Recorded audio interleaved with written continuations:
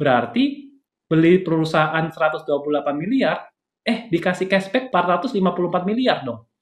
Ya, cuan banget dong. Nah, jadi ini adalah perusahaan yang paling murah yang ada di bursa. Halo semuanya, selamat datang di channel Keva Sevander. Di video kali ini saya mau bagiin cuplikan waktu saya ngajar di kelas bedah saham. Kelas yang saya bikin untuk kita sama-sama belajar menggali lebih dalam tentang laporan keuangan suatu perusahaan. Nah, ada studi kasus yang menarik banget tentang saham yang kita berpikir ini murah banget, tapi setelah kita cek ternyata ada sesuatunya. Nah, apakah itu? Makanya tonton terus saja videonya sampai habis supaya teman-teman bisa mendapatkan pembelajarannya juga. Jadi ini ada satu kasus, saya ngambil dari ketertarikan saya tentang enterprise value. Nah, saya coba iseng tuh search saya pakai Stockbit ya. Di Stockbit ada screener, dan screenernya itu bisa untuk ngefilter enterprise value. Nah, saya cari aja perusahaan yang enterprise value-nya itu di bawah 0. Dan muncullah 3 saham ini. Ada Alka, Bayu, DAK. Dan Alka ini adalah perusahaan yang paling murah. Alka pada waktu saat ini market cap-nya 128 miliar, cash equivalent-nya 454 miliar, hutang berbunganya cuma 200 jutaan. Dibayar pakai cash yang ada juga udah lunas. Berarti beli perusahaan 128 miliar, dikasih cashback 454 miliar dong. Ya, cuan banget dong. Nah, jadi ini adalah perusahaan yang paling murah yang ada di bursa. Ya. Nah, saya sekarang akan contohin yang Alka. Pentingnya untuk kita pahami dulu bisnisnya sebelum bilang, wah ini perusahaan murah banget, nggak make sense banget harganya. Jadi Alka ini perusahaan apa sih? Ya, kita lihat dulu nih ke neraca. Bener nggak ada duit segitu? Kita lihat cash dan setara cash-nya 454 miliar. Bener loh. Ya kan? Kita lihat di liabilitas, utangnya nggak ada. Ya, paling utang jangka panjangnya itu cuma yang ini, pembiayaan konsumen, yang ini doang nih. 100 juta tambah 100 juta, 200 juta dong. Wah, berarti beneran murah dong kalau kayak gini ya. Nah, tapi teman-teman perhatikan di sini. Masa sih aset segini banyak, liabilitasnya besar di mana dong? Ya kan? Kita bisa lihat ternyata besarnya di utang usaha.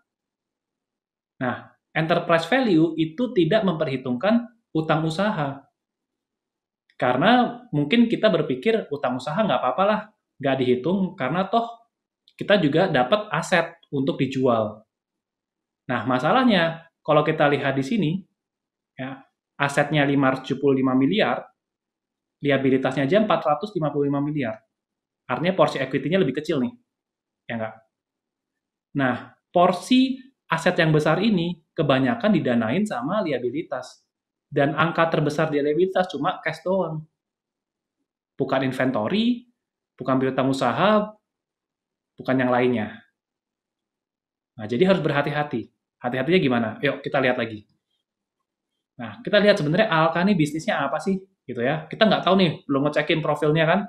Tapi kita coba pengen tahu nih perusahaan bisnisnya apa. Kita lihat ke informasi segmennya. Di sini, perusahaan ini melakukan 2 kegiatan usaha. Aluminium sama perdagangan. Di sini kalau kita lihat, industri aluminiumnya tuh kecil banget. Dan besarnya di industri perdagangan. Termasuk hasil segmennya. Ya. Industri aluminium itu kecil banget. Jadi perusahaan itu heavy atau besar di bagian perdagangan. Nah, perdagangan itu artinya jual beli, jual beli, jual beli. Nah, kalau kita lihat siapa saja kliennya, ternyata ini kliennya ya. Rata-rata ini LTD ini memang perusahaan luar nih. Ya, Hong Kong nih. Ya, China dan segala macam. Ini memang perusahaan-perusahaan luar negeri. Gitu. Nah, kita juga lihat nih dari public expose-nya. Ternyata kalau kita lihat di sini, ya kita bisa lihat ya tradingnya memang 96% nih. Ya. Dan yang ditradingin tuh apa sih? Yang ditradingin adalah bauksit. Bahannya aluminium nih, bauksit. Jadi perusahaan ini boleh saya bilang, ya dagang bauksit. Cuma jadi calo atau perantara doang. Beli bauksit, kemudian dijual lagi untuk kliennya. Jadi ibarat kayak kliennya itu mungkin minta tolong ke Alka untuk cariin bauksit. Ya udah bauksit yang beliin, Alka yang beliin, Alka juga jual lagi bauksitnya. Jadi perdagangan, jual beli aja. Nah, di sini bisa kita lihat juga dari cash conversion cycle-nya yang udah kita pelajari tadi. Kita lihat days in inventory. Ini kecil banget. Jadi memang benar, mereka beli bauksit, disimpan, kemudian langsung dijual. Kenapa? Karena inventory-nya cuma bentar. Ya udah berarti dia pesen kalau ada pesanan doang. Ya, pesen kalau ada pesanan doang. Kita lihat day sales outstanding-nya juga cukup cepat ya, 23 hari, sekitar 30-an hari lah ini. Payables period-nya itu yang menarik di sini. Makin lama makin gede. Ya, dari 30 hari, bayar ke supplier-nya makin lama makin lama. Makin lama, ya makin lama. Gitu. Akhirnya, cash conversion cycle-nya itu bisa negatif. Artinya gini, Alka ini jual bauksit, dibayar dulu sama kliennya, baru si Alka ini bayar ke company lain. Dari si yang kita beli bahan bakunya, beli supplier bauksitnya. Jadi dari sini aja kita bisa tahu ya bisnis prosesnya Alka itu seperti apa. Cuma di sini ada sedikit menarik ya, ternyata dia cash conversion cycle-nya cepat nih. Kalau nggak cepat pun, dia mungkin boleh dikatakan just in time lah. Lu beli, ya gue bayar. Gitu. Lu bayar, gue baru bayar ke supplier. Kurang lebih kan mirip nih, day sales outstanding-nya. Gitu. Jadi bener-bener nih kelihatan banget perusahaan itu perusahaan trading. Minta tolong cariin, ya gue siapin bauksitnya. Kurang lebih kayak gitu. Nah, jadi dari sini kita bisa mengerti bisnis modelnya Alka itu seperti apa. That's why, kalau kita balik lagi ke balance sheet, ya udah pastilah ini utang usaha buat apa? Ya utang usaha buat beli bauksit. Ya kan? Dan kebetulan, di akhir September ini, mungkin ya, si klien yang beli bauksitnya udah bayar duluan ke Alka. Sehingga cash-nya ini jadi bengkak, nggak ada persediaan lagi. Orang persediaannya tadi cuma 3 hari, 6 hari, ya kemungkinan besar pas September 30 ini, persediaannya nggak kecatat di sini. Gitu. Ya kan? Karena days inventory-nya rendah banget. Alhasil sebenarnya kita tahu, ini punya cash ini ya ini emang tujuannya adalah untuk bayar ini. Untuk bayar utang usahanya. Gitu. Ya, jadi kita tahu bahwa sebenarnya cash ini nggak murni cash yang bisa didapatkan oleh si investor yang beli perusahaan Alka ini. Karena kalau sekarang pun kita beli si Alka ini ya, misalnya ya, uang cash yang kita dapat ini tujuannya adalah ya untuk bayar utang usaha, karena kita masih punya utang usaha. Nah, jadi enterprise value memang kita memperhitungkannya interest bearing debt yang ada debt-nya. Cuma jauh lebih penting nggak percaya sama rasionya langsung, percaya sama analisa perusahaannya.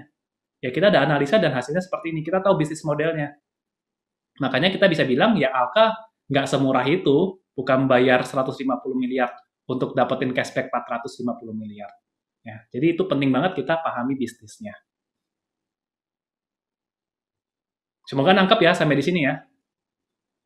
Ada satu kasus lagi ya, yang mirip begini, perusahaan dengan banyak cash, itu adalah Harum. Ini saham favorit ya. Harum ini boleh dikatakan ini cash rich company. Honestly, saya pegang Harum, tapi saya analisanya bukan ini. Saya bahkan baru tahu, ternyata Harum itu sebagus itu pada waktu itu, dan saya belinya telat sebenarnya. Tapi saya pelajarin ternyata, wah gila, next time kalau ada kesempatan kayak gini lagi, saya nggak mau lewatin. Ini Harum ternyata waktu itu dijual tuh murah banget. Murahnya gimana? Nih ya, kita lihat ya. Dia Q2 itu punya cash, ini beneran cash juga nih, 236 juta dolar, 3,3 triliun cash. Dan kalau dilihat juga, nggak punya utang jangka panjang. Ya, utang jangka panjangnya nggak ada. Ini bener-bener tumpukan duit nih sebenarnya. Makanya salah satu waktu saya analisa, saya suka Harum karena debt equity-nya bagus. Ya, asetnya sehat gitu, karena cash-nya banyak. Saya notice sebenarnya. Cuma nggak notice kalau ada hal yang semenarik ini. Kalau cash after all liabilities, ya harusnya kan cash-nya dikurangin debt doang nih kalau enterprise value ya. Tapi kalau saya nekat ya, uang cash ini bisa cover liabilities-nya loh. Semuanya, liabilities-nya ada 47. juta dolar. Ya kan? Ini sebenarnya cash-nya mampu buat bayar semuanya. Kalau dibayar, nggak ada utang lagi nih perusahaan, nggak ada utang liability, semuanya full equity. Ya kan? Jadi ini duitnya beneran duit nih kalau Harum, bukan kayak Alka, duitnya masih dipakai buat bayar-bayar ini itu. Ya kan? Nah, pada waktu itu ternyata market cap-nya pas harganya 1.200 itu 2,7 triliun, teman-teman. Sorry, 3,2 triliun. Yang ini 1.200 harga Harum pada waktu itu, plus ini lembar sahamnya, sama dengan market Harum itu 3,2 triliun. Bayangin, beli 3,2 triliun untuk punya cash 3,3 triliun. Ini cengli banget lah, ya kan? Jadi beli dapat cash lebih banyak. Ya kalaupun cashnya memang dipakai buat bayar ini itu, masih sisa-sisa 2,7 triliun. Ya kan? Itu kalau gue beli semuanya, dan perusahaan ini juga masih running. Ya udah, definitely waktu itu enterprise value-nya hampir mendekati nol ya. Tapi kalau kita cek dalamnya, ya ini duit semua. Jadi ini nggak make sense banget sih harganya pada waktu itu. Ya, jadi next time kalau kita menganalisa, kita lihat tumpukan cash yang besar, itu udah tanda-tanda. Kalau sampai dikasih harganya mendekati market cap-nya, itu sangat menarik. Gitu ya. Ini contoh studi case mana yang cash-nya beneran cash, mana cash-nya banyak tapi buat bayar ini itu. Nah, itu tadi dia cuplikan waktu saya ngajar kelas bedah saham. Jika teman-teman tertarik untuk belajar bersama saya, jangan lupa untuk mampir ke website investwithkevas.com karena di situ saya akan membuka pendaftaran untuk kelas-kelas yang mungkin saya akan adakan berikutnya. Dan jangan lupa juga untuk follow Instagram saya di @kevasevander karena di situ saya akan juga mengupdate ketika saya akan buka kelas yang berikutnya. Dan tentu kalau saya ada info-info berbagi cerita tentang saham, saya juga biasanya suka update-nya di Instagram. Dan tentu jangan lupa juga untuk subscribe channel ini untuk teman-teman bisa dapetin konten-konten seputar saham yang bisa bermanfaat buat teman-teman semuanya. Oke, segitu aja dulu. Kita jumpa lagi ya di video-video yang berikutnya. Bye-bye!